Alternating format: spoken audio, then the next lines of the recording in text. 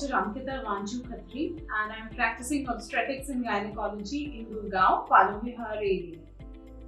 I'm going to talk about a very common prevalent problem in females.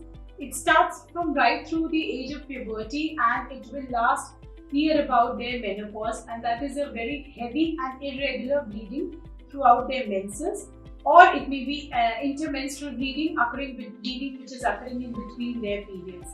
So when the girls are about to attain the puberty, or they've attained puberty, for first few years they have irregular periods, they have heavy menstrual bleeding which needs to be checked upon. That the quantification, they are confused whether this much amount of bleeding is okay, whether gaps between the periods are 2 months, 3 months, whether this is okay. So for all these things, they need to at least once see with their mothers or the nearest gynecologist, so that they can be taught what is normal and what is abnormal. When they come to the reproductive age group, heavy and irregular bleedings can be due to fibroids, it can be due to hormonal changes like PCOD, which is very prevalent and common these days, or it can be due to certain disorders like hypothyroidism, which is also one of the very common causes of a heavy and irregular bleeding period. So all these factors need to be looked upon.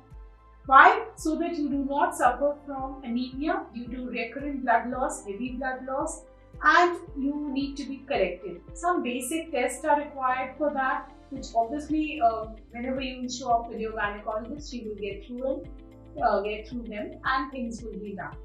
When you are approaching your menopause and you have not attained your menopause, that time is called a perimenopausal period.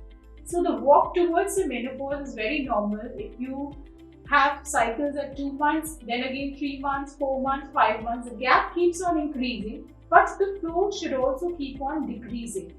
In this way, in case you have heavy flow, heavy bleeding, and then the cycles are coming at shorter intervals, that is not a regular walk towards the menopause, and that is the time you need to see your gynecologist and get yourself thoroughly evaluated for any precancerous lesions like endometrial cancer or ovarian cancer, which needs to be thoroughly checked upon.